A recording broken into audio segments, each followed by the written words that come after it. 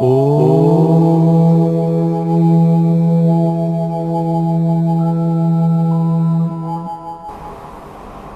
शांति। Self management की आवश्यकता कैसे महसूस हुई आज के युग में? अगर थोड़ा सा मैनेजमेंट की हिस्ट्री को देखा जाए कि मैनेजमेंट कब से शुरू हुआ, तो दूसरे विश्व युद्ध के बाद जब अमेरिकन जर्नल्स वापस लौटे तो उनके पास दो चीज थी।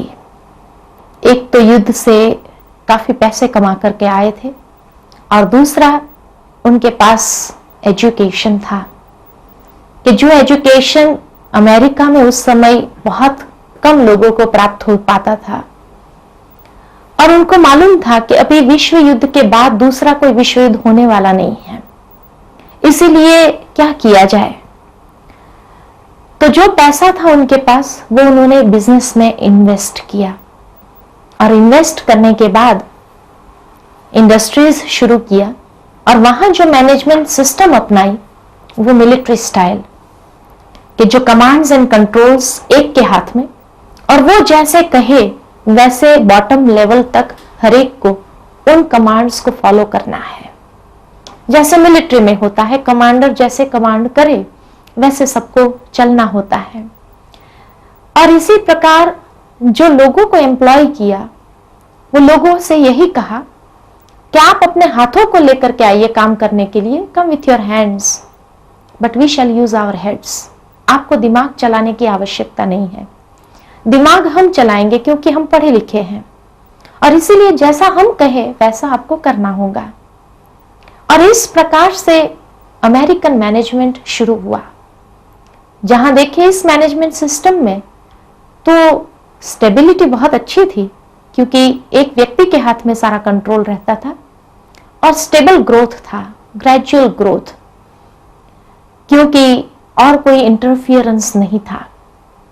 ये था अमेरिकन सिस्टम ऑफ मैनेजमेंट क्योंकि वहां का कल्चर उस हिसाब से था। 30 साल तक तो ये मैनेजमेंट सिस्टम बहुत अच्छी चलती रही। 30 साल के अंदर अंदर जापान खड़ा हो गया और जब जापान खड़ा हो गया तो जापानीज ने वहां की कल्चर के हिसाब से कहा कि सिर्फ हाथों को लेकर क्यों आए, Why should we come with your hands? Come with your heads also.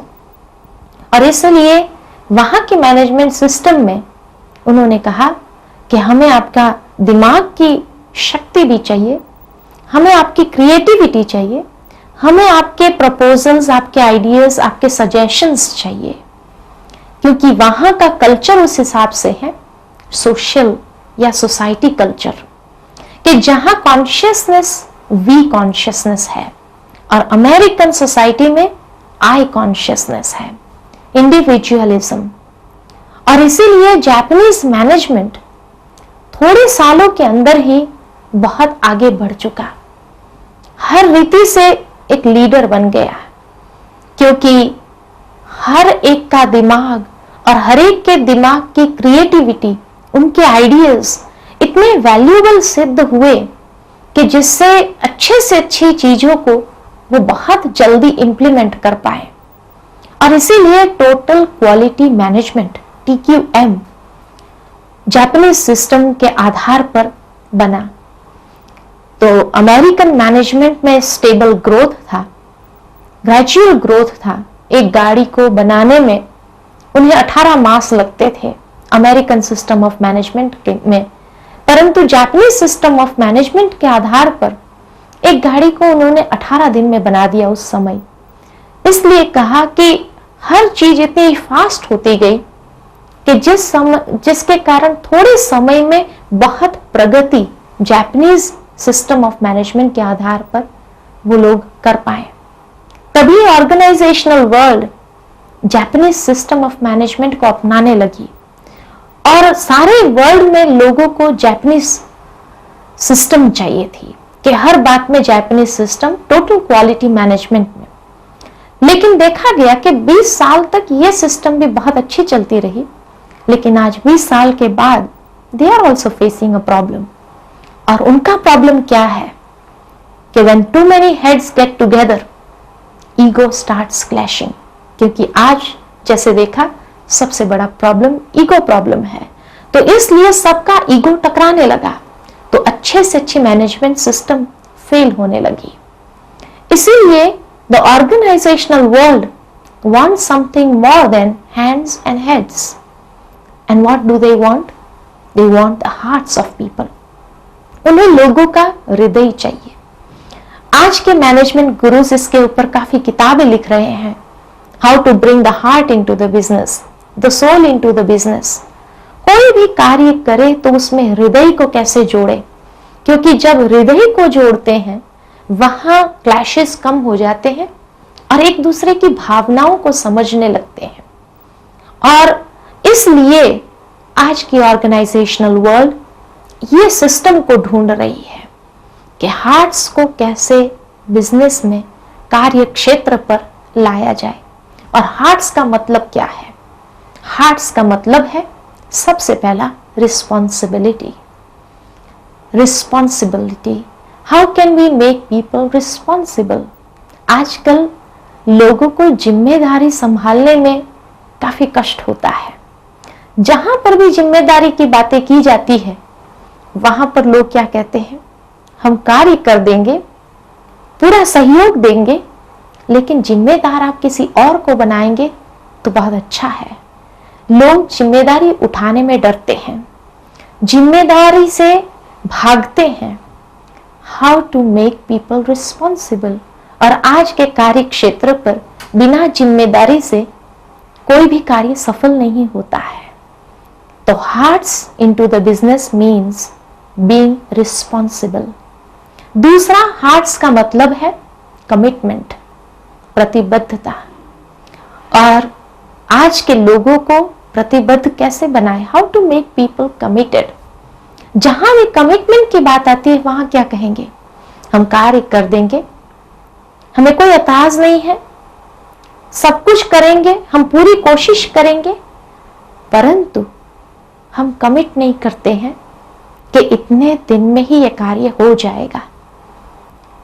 Commitment की कमी है। और जहां कमिटमेंट नहीं है वहां हर कार्य में लेंथीनेस, और इतना वो लंबा खींच सकता है कि जितना टाइम कंज्यूम होता है उससे कई प्रकार की प्रॉब्लम्स क्रिएट हो जाती है। तो आज के युग में hearts into the business means making people get committed. तीसरा, हार्ट्स अर्थात मोटिवेशन। मोटिवेशन नहीं है आज दुनिया के अंदर। उदाहरण के तौर पर एक व्यक्ति शुक्रवार शाम को जब घर जाता है और अगर सैटरडे संडे छुट्टी हो, उस समय उसको पूछा जाए how do you feel today, आज कैसा महसूस होता है, बड़ी खुशी से वो कहेगा अरे सैटरडे संडे ऑफ है, 2 दिन बस ये कमिटमेंट्स है, ये हमारी रिस्पॉन्सिबिलिटी है, ये फैमिलीज के साथ समय देना होगा, ऐसा करना होगा, वो करना। इतने प्लान्स उसकी बुद्धि में हैं और इतना हाईली मोटिवेटेड है वो। लेकिन वही व्यक्ति जब सोमवार सुबह को काम पर आता है उस समय उसको पूछो how do you feel today, जबकि उसको मालूम है कि ये पूरा वीक इतना हेक्टिक रहना है और इतना काम का बर्डन आना है। जब ये मालूम हो जाता है तो सोमवार सुबह को मे भी 2 दिन की फ्रेश मेमोरीज है इसलिए अच्छा भी हो, लेकिन सारा हेक्टिक सोमवार पास होने के बाद शाम को अगर वही व्यक्ति को पूछो how do you feel today, तो completely demotivated, as if he has to drag the whole week. कैसे सारा वीक पूरा होगा, कैसे ये काम पूरा होगा, और इतना प्रेशराइज्ड है, इतना बर्डन्ड है उस कार्य से कि जिसकी कोई सीमा नहीं होती है। तो इसलिए हार्ट्स इनटू द बिजनेस अर्थात रिस्पॉन्सिबिलिटी, कमिटमेंट एंड मोटिवेशन। और आज के ऑर्गेनाइजेशनल वर्ल्ड में अगर देखा जाए तो ह्यूमन रिसोर्स डेवलपमेंट वाले हर ट्रेनिंग प्रोग्राम्स जो ऑर्गेनाइज करते हैं इसी के लिए करते हैं कि ये 3 चीजें मनुष्य के जीवन में आ जाए और जिसके आधार पर बिजनेस का सक्सेस है। लेकिन कितने लैक्स ऑफ रुपीस खर्च करते हैं ट्रेनिंग प्रोग्राम्स के लिए, just to make people responsible, committed and motivated. और ट्रेनिंग प्रोग्राम के बाद अगर देखा जाए, how many people are motivated, how many people are able to take up the responsibility? बहुत कम, ना के बराबर होता है। तो इसलिए वर्तमान समय में organisational world is looking for a method of how to bring the hearts into the business। और वहीं पर ये self management leadership teaches us the technique to bring the heart into the business। हाँ, ये टेक्निक लिया गया है भारत के एंशिएंट फिलॉसफी से। 5000 साल पहले ये दिखाया जाता है कि भारत में गुरुकुल सिस्टम्स थी, कि जिस गुरुकुल सिस्टम्स में ब्राह्मण का बच्चा भी पढ़ने जाता था और एक राजकुमार भी पढ़ने जाता था, और वहां पर उस गुरुकुल में उसे क्या सिखाया जाता था? Self management. कि वहां पर कोई डिफरेंस नहीं होता था कि ये राजकुमार है इसलिए ये एक्सेप्शनल है, ये कार्य नहीं करेंगे, या ये ब्राह्मण का बच्चा है इसलिए ये काम करेगा, नहीं। लेकिन वहां हर एक को कोई भी कार्य करने के लिए तैयार रहना पड़ता था। शास्त्र में ये पढ़ते हैं कि श्री राम जी आश्रम की सफाई करते थे, गुरुकुल की सफाई करने में मददगार बनते थे। श्री कृष्ण जी जंगल में जाकर के श्रीदामा के साथ लकड़ियां उठाते थे, ले आते थे। वो क्या था? Self management. और उन्हें ये कार्य क्यों कराया गया? इसलिए कि जब वो राज्य की डोर अपने हाथ में संभाले, उस वक्त उन्हें इसकी वैल्यू का पता होना चाहिए कि आश्रम की सफाई करना या सफाई के कार्य की वैल्यू क्या है, जिस कारण कोई भी व्यक्ति अगर उस लेवल का भी आ जाए जस्टिस के लिए तो उन्हें पूर्ण जस्टिस वो दे पाए। तो ये सेल्फ मैनेजमेंट टेक्निक्स उस गुरुकुल में सिखाई जाती थी, और इसीलिए the whole world is turning towards Indian wisdom. और यही समझते हैं कि हाँ, इंडियन एथिक्स कुछ ऐसे हैं, इंडियन एथॉस कुछ ऐसे हैं जिसके माध्यम से हमें ये विधि प्राप्त हो सकती है। तो इसीलिए सेल्फ मैनेजमेंट वो विधि प्रदान करती है कि किस प्रकार हर कार्य की वैल्यू को समझने के लिए और उस कार्य करने के लिए कौन से वैल्यूज की आवश्यकता है जिसके माध्यम से हम पूर्ण जस्टिफिकेशन कोई भी कार्य को दे सकते हैं।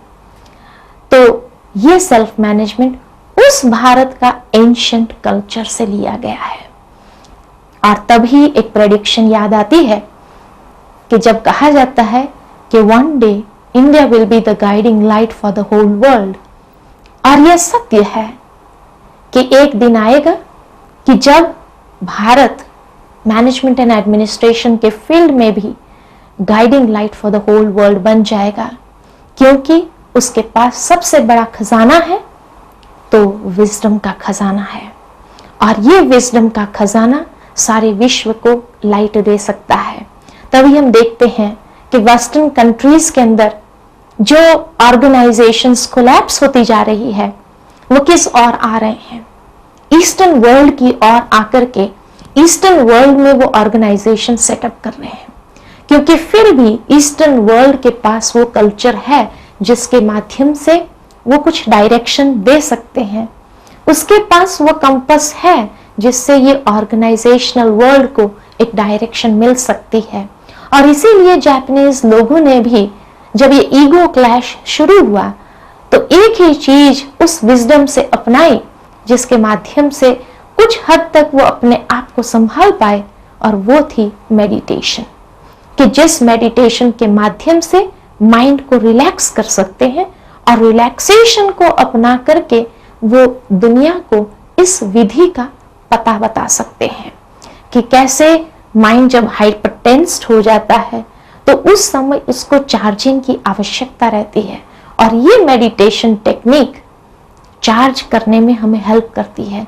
जब माइंड को वो चार्ज कर लेती है तो उस समय कैसा भी कार्य हो उसमें सक्सेसफुल हो सकते हैं। नहीं तो किस प्रकार मनुष्य के अंदर इतनी निराशा पैदा होने लगी है कि जिस कारण जैसे कहा मोटिवेशन ही खत्म हो गया है। अब वो मोटिवेशन कहां से आए? कोई स्कूल तो है नहीं जो उसको सिखा सकती है कि कैसे मोटिवेट होना चाहिए। वो मोटिवेशन भीतर से आएगा। और वो मोटिवेशन कैसे आता है? मोटिवेशन के साइकिल में अगर देखें तो मोटिवेशन के लिए एक तो कॉन्फिडेंस की आवश्यकता है और दूसरा उसका रिजल्ट जो है सेटिस्फैक्शन, जॉब सेटिस्फैक्शन, कि जो कुछ हम करते हैं उसमें सेटिस्फैक्शन प्राप्त हो। परंतु ये सेल्फ कॉन्फिडेंस कहां से आए? आज मनुष्य के पास सेल्फ कॉन्फिडेंस की कमी है, इसीलिए मोटिवेशन नहीं आता है या ही इज नॉट मोटिवेटेड, या मोटिवेट होने में अगर रिस्पॉन्सिबिलिटी उठाता भी है तो डरता है। सेल्फ कॉन्फिडेंस कहां से आए? तो सेल्फ कॉन्फिडेंस के लिए सबसे पहले चाहिए उसको नॉलेज। जहां ज्ञान है, नॉलेज है, इंफॉर्मेशन है, उसके आधार पर उसका कॉन्फिडेंस बिल्डअप होता है। लेकिन कई बार ये भी देखते हैं कि किसी के पास नॉलेज तो होता है, सब्जेक्ट नॉलेज भी होता है, फिर भी कॉन्फिडेंस नहीं होता है। क्यों ऐसा? उसका कारण है कि वो नॉलेज को सिर्फ इंटेलेक्चुअल लेवल तक रखा है, वो नॉलेज को डाइजेस्ट नहीं किया है। जब वो नॉलेज को डाइजेस्ट कर लेते हैं तो उससे शक्ति जनरेट होती है। तभी कहा जाता है knowledge is light, knowledge is might, कि जब तक वो नॉलेज को डाइजेस्ट करके उसका जो पावर है उसको जनरेट नहीं कर सकते हैं तब तक कॉन्फिडेंस आ नहीं सकता है। तो knowledge enables us to build up the willpower या awaken the willpower, and willpower therefore develops that confidence within ourselves। और जब विल पावर और कॉन्फिडेंस दो चीज है तब हम क्या करते हैं?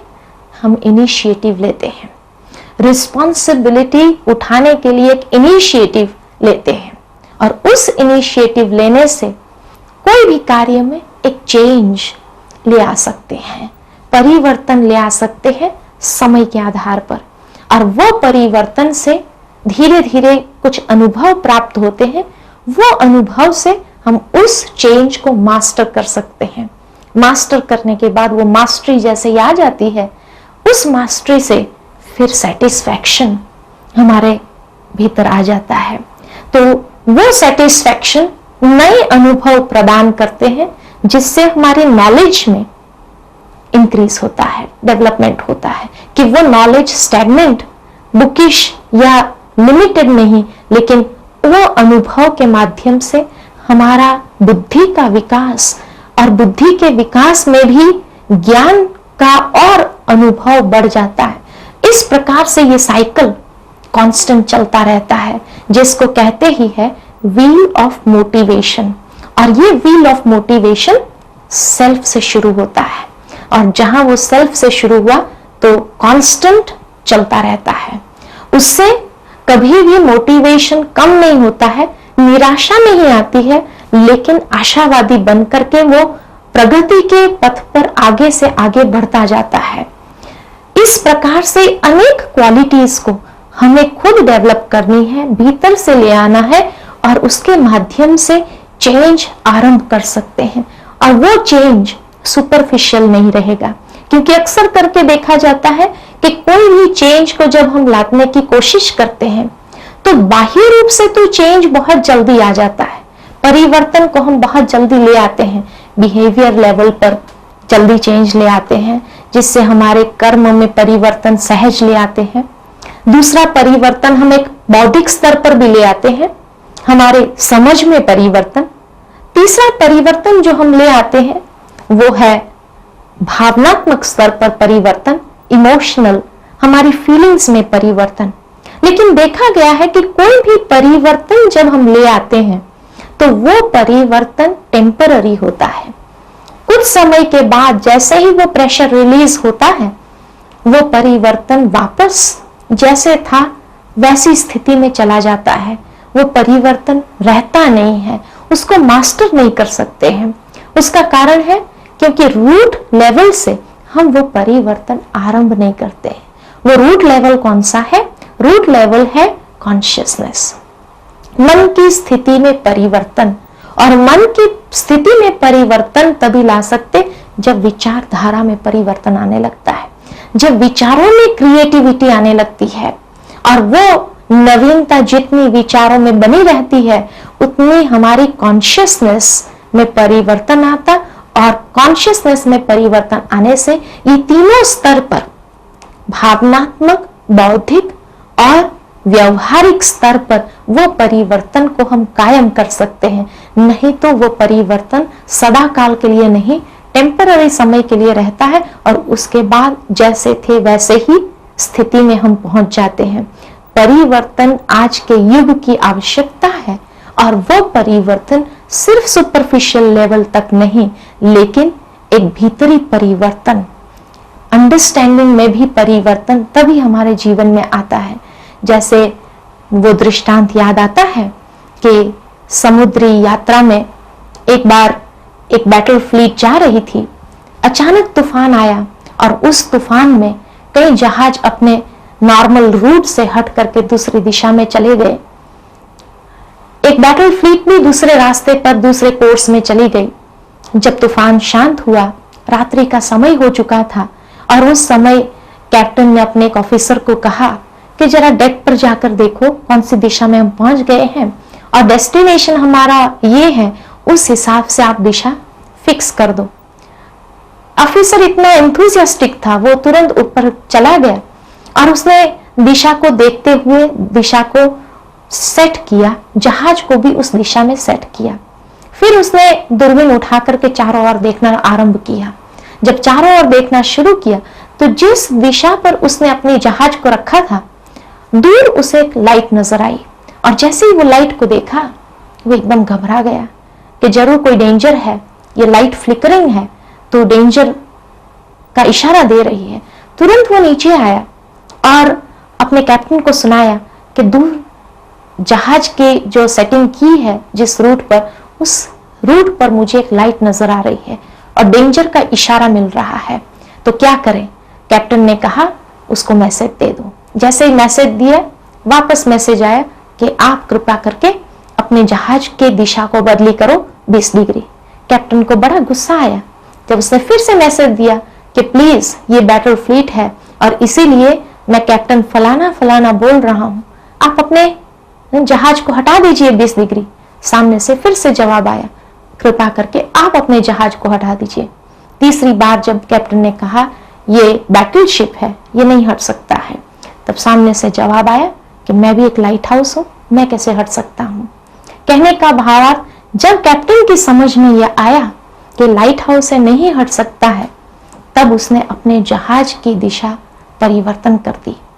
जब तक समझ की शक्ति में बात नहीं आती है तब तक परिवर्तन संभव नहीं होता।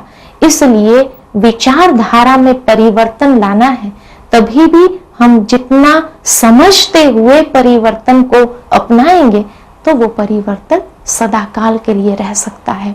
तो यही परिवर्तन की प्रक्रिया विचारधारा से आरंभ करनी है, ये सेल्फ मैनेजमेंट हमें सिखाता है। ओम शांति।